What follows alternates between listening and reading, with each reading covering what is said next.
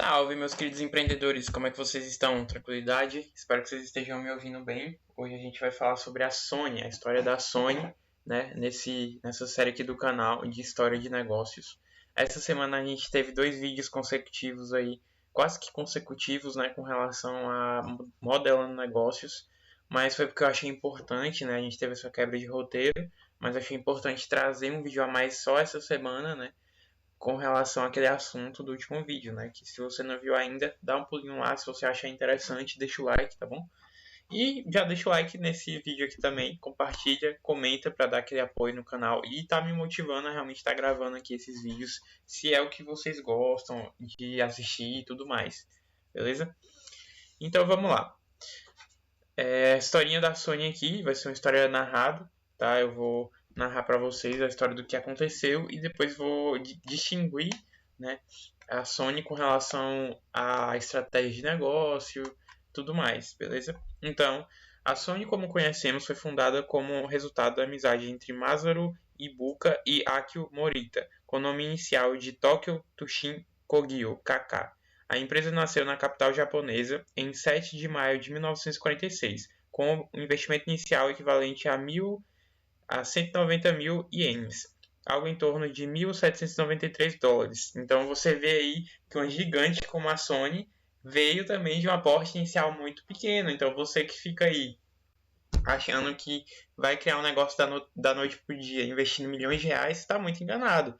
Ainda mais colocando em proporção, né? A Sony, com esse tanto, virou o que é hoje. Imagina se você investe pouco, né, em um negócio e transforma em algo que não precisa ser grande como a Sony, sabe? Claro que são contextos diferentes, mas o princípio ainda continua o mesmo, né? É de você realmente acreditar que com otimização e com investimento inicial otimizado e bem investido ali, bem estudado, né, na área que você quer investir, para ser um empreendedor. Hoje em dia é muito mais fácil, né, ser um empreendedor do que antigamente era, mais voltado à questão de vendas, né, porque hoje em dia inovar é um pouco mais difícil do que antes, né. Antes tinha uma demanda de inovação muito grande, mas a gente já chega na área da tecnologia, né. Mas enfim, e a empresa contava apenas com 20 funcionários, muita pouca gente, né, para uma empresa. Não, para uma empresa que está começando até que é razoável, né, mas é pouco até. Vale notar que o local onde foi iniciada a companhia era um dos armazéns bombardeados da cidade, onde os funcionários eram responsáveis por reparar componentes eletrônicos, ao mesmo tempo em que tentavam produzir seus próprios produtos. Ou seja, eles tentavam desenvolver produtos novos e faziam esse serviço de manutenção. A nova empresa não tinha qualquer maquinário e possuía muito pouco equipamento científico, contando apenas com inteligência e vasto conhecimento de engenharia dos fundadores. A primeira aposta foi o lançamento de um inovador leitor de fita magnética. Então, assim, você vê que era um cenário em que eles tinham poucos recursos, né? Mais uma vez, com pouco você faz muito. Então, assim, a inteligência que eles tinham, que eles possuíam, eles utilizavam para suprir a falta de tecnologia e equipamentos acessíveis, né? Um barateamento que se teve ao longo do tempo da tecnologia, mas naquela época era muito caro tecnologia e tudo mais. Então, assim, era inacessível e eles acabavam tendo que substituir toda essa questão de inteligência que se faltava com parte de tecnologia, toda essa demanda que faltava, eles tinham que suprir com a própria capacidade deles, né, de estar se virando com o que eles sabiam. Então eles lançaram aqui uma fita magnética, concebido para o então mercado emergente do ensino da língua inglesa, que teve uma enorme aceitação junto às escolas e universidades locais. Contudo, o mercado ainda estava abalado por causa da Segunda Guerra Mundial e seus efeitos. Por isso, a maioria dos consumidores não dispunha de meios financeiros para comprar equipamentos de eletrônica sofisticada. Então, assim, na época era algo muito sofisticado, né? Era algo que seria feito para educação. E assim, mais uma vez você vê aqui que eles tinham uma visão de mercado muito grande. Naquela época, o setor de tecnologia, por ser uma época de uma questão que tinha-se uma necessidade de estar sempre inovando. Hoje em dia não, hoje em dia a gente já tem tudo inovado, né? Já tem as coisas prontas para a gente usar. A tecnologia ali, se a gente precisar gravar algum áudio e mandar para alguém, tem. Lá na época não, né? Então eles lançaram aqui isso que ia ser um grande apoio para o mercado ali de educação, beleza? Então, assim, eles tinham um consumidor muito grande que seria as próprias escolas dos Estados Unidos, né? Então, é algo bem bacana aqui que eles observaram, né? Você tem que enxergar onde é que está seu público, para você ir atrás dele, ver que é um público que é grande. Então, assim, tem que ter essa visão aí quando você for vender um produto, né? Então, se você perceber, quem mais ganha dinheiro hoje em dia com curso online, com PLR, são pessoas que fazem assuntos e discutem sobre assuntos relacionados a que todas as pessoas podem possuir, beleza? Então, assim, por exemplo, emagrecimento, ganhar dinheiro com a internet, esse tipo de coisa. E, assim, o tempo passou e as pessoas não tinham nessa época, né, o aporte para fazer. Como você vê hoje em dia, se tem uma crise, o poder de compra da população abaixa muito, que era o caso aqui. Teve uma crise com relação à Segunda Guerra Mundial, né? Muitas pessoas estavam muito abaladas, a questão financeira e tudo mais, então estava horrível, mas mesmo assim eles continuaram. E em 1950 a empresa lançou o Sony Tap, primeiro cacetete de gravação. Este evento foi rapidamente seguido pelo lançamento do primeiro gravador de cassetetes magnético do Japão, batizado de G-Type, o que pesava incrível 36 quilos. Então, assim, você vê que a tecnologia, hoje em dia, você grava em qualquer cantinho ali, você grava um áudio, sabe? Principalmente um celular muito pífio, hoje em dia você pode estar gravando um áudio. E ali, imagina quanto material, quanto caro não custava um gravador desse aqui, né?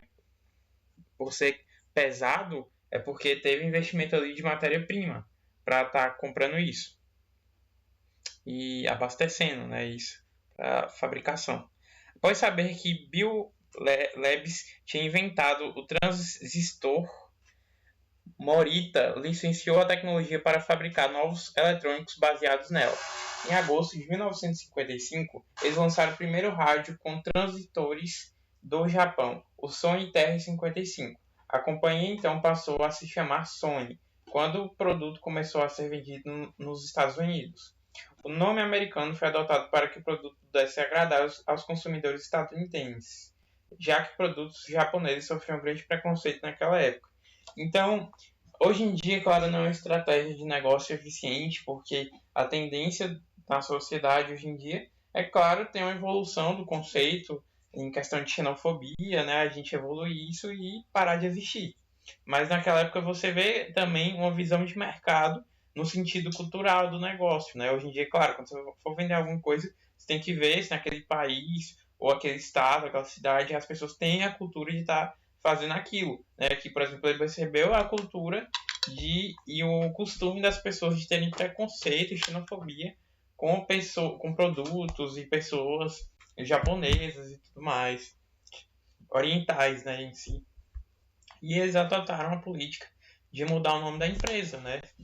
Essa cultura era tão radical que forçou eles a estarem mudando o nome da empresa.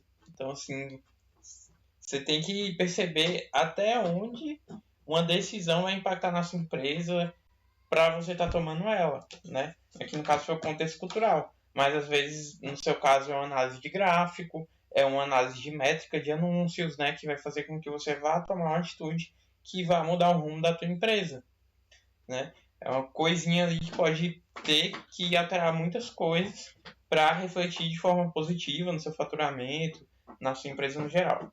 Uma curiosidade, a combinação de duas palavras deu origem ao nome da marca Sony. Uma é a palavra latina sonos, que é a raiz da palavra como som e sônico. A outra é Sony Boy, uma expressão popular utilizada na época, no Japão, em que significava uma pessoa jovem com espírito livre e pioneiro. As palavras foram utilizadas para mostrar que a Sony era um grupo composto de pessoas jovens com energia apaixonadas pela criação ilimitada, ou seja, são pessoas criativas buscando inovação. E inovação é sempre o que a gente busca, né? Sempre estar otimizando as coisas e estar trazendo facilidade para o consumidor, que consequentemente aumenta a nossa demanda e faturamento, né? Em uma empresa que você inova, você traz uma solução às vezes mais acessível, mais fácil para as pessoas, de forma inovadora, e as pessoas vão atrás e a demanda vai lá em cima, né?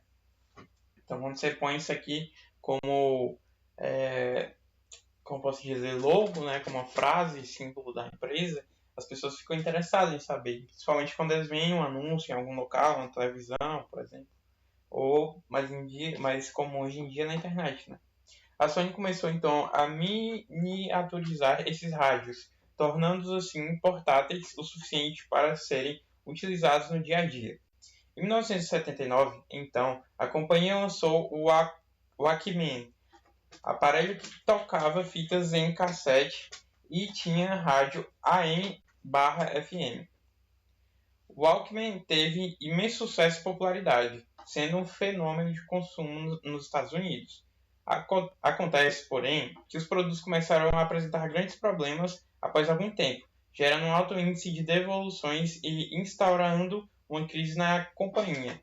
Após alguma pesquisa, foi descoberto que os problemas eram causados pelo meio de transporte utilizado para distribuir os rádios, pois os navios passavam um alto índice de umidade, danificando assim os aparelhos. Ao começar a enviar os seus produtos através de aviões, a companhia conseguiu solucionar o problema, voltando assim aos trilhos. Beleza? Então, assim, você vê que ela se passou por vários processos aqui de teste e tudo mais. E, assim, a nível de curiosidade, você pode estar procurando mais, mas eu só estou passando o pontapé inicial aqui. Existem várias datas que você pode estar vendo aí, né, de lançamento de produtos e tudo mais, que se deu. Mas agora a gente vai finalizar para a Sony que a gente conhece hoje em dia, né? Em 1994, a Sony anunciou o tão aclamado PlayStation, seu primeiro videogame. O produto foi um sucesso absoluto de vendas, mesmo competindo com nomes marcantes como Nintendo 64, Sega Saturn e Dreamcast, o que iniciou um novo setor na companhia, que viria a se tornar uma das maiores fontes de renda. No início dos anos 2000, a empresa se uniu à sueca Ericsson para formar um joint venture para a produção de telefones celulares, denominada Sony Ericsson. A motivação para essa fusão foi combinar a excelência da Sony no mercado de bens de consumo eletrônico com a liderança tecnológica de Ericsson no setor de telecomunicações. Essa parceria gerou diversos celulares e, em algum tempo depois, smartphones. Porém, após uma década da bem-sucedida parceria, no início de 2012, a joint venture foi desfeita e a Sony comprou por 1,47 bilhões a parte da empresa sueca no negócio, criando assim a Sony Mobile Communications, responsável pelo desenvolvimento e lançamento da linha de smartphones Xperia. Eu acho que é assim. Com isso, a empresa japonesa ganhou liberdade total para remodelar interfaces e revisar as estratégias para comercialização de produtos, podendo assim acelerar a criação de smartphones que se conectem a tablets, televisores e outros aparelhos da Sony. Mais recentemente, em 2014, como forma de minimizar os enormes prejuízos financeiros e atendendo à exigência dos acionistas da Sony, a Sony demitiu 5.000 pessoas, cortou custos, fechou fábricas e negociou a unidade que fabrica a linha Vaio de computadores pessoais com o fundo de investimento Japão Industrial Partners. A empresa japonesa entrou no mercado de PCs em 1996 e, desde então, vendeu 9 milhões de unidades de computadores em melhores anos. Contudo, as vendas caíram muito em 2013 e colocaram a Sony em novo lugar entre os maiores fabricantes de computadores do mundo. Com participação do mercado de míseros 1,9%, além da venda, a gigante japonesa também terceirizou sua linha de TVs Bravia para focar suas energias e investimentos nas áreas de mobile game. Atualmente, a empresa ainda amarga grandes prejuízos no setor mobile, porém os recentes lançamentos são vistos como luz no fim do túnel, para que a companhia possa reestruturar e voltar a crescer no mercado. Como podemos ver, a Sony é responsável por muitas tecnologias que hoje utilizamos em nosso dia a dia, porém, a empresa está cada vez mais perdendo espaço, principalmente para gigantes sul-coreanas, LG e Samsung, por não conseguir acompanhar o preço impostos por essas companhias. E assim, você vê que o cenário da Sony, ela simplesmente se deu, ela principalmente se deu, né, o faturamento por conta do PlayStation e quando começou a febre dos celulares, né? De celular, mas ela vem tomando muito prejuízo aí. Você vê que hoje em dia o principal deles é games, porque assim, em mobile, como eu citei aqui, eles estão, né, lutando, batalhando para ir atrás, mas tá muito difícil. E assim, eles só estão bem em jogos ainda porque existem ainda jogos que são desenvolvidos exclusivos para PS5, PS4 e tudo mais.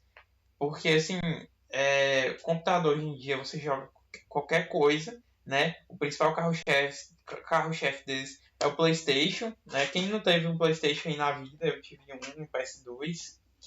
E assim, fica aquele negócio, né? Eles foram uma empresa que surgiram na febre, pegaram hype, foram lá em cima. Hoje ela se mantém, mas ainda caindo, né? Apenas por conta dos jogos e dos consoles, mas que ela sempre teve visão de onde é que estava o público dele, né? O público dela. Porque quando lançou celulares, ela começou a pensar em produzir celulares.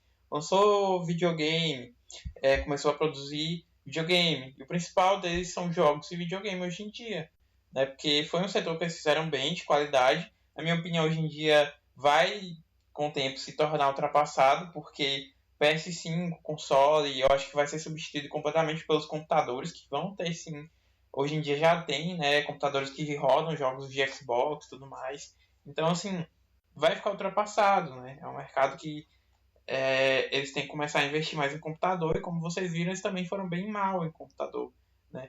Existem outros gigantes que monopolizam ali o mercado, não deixam empresas como a Sony terem seu espaço.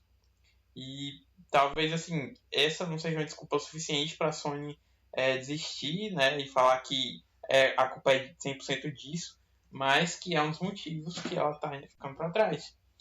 Mas ela sempre foi uma empresa muito inteligente, né? Ela sempre sabe onde é que está o público dela. Então é isso.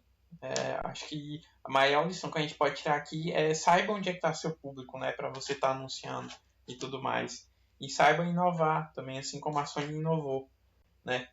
E é isso, beleza? Deixa o like aí, compartilha. Se você quiser apoiar o canal, o primeiro link tá na descrição, tá bom?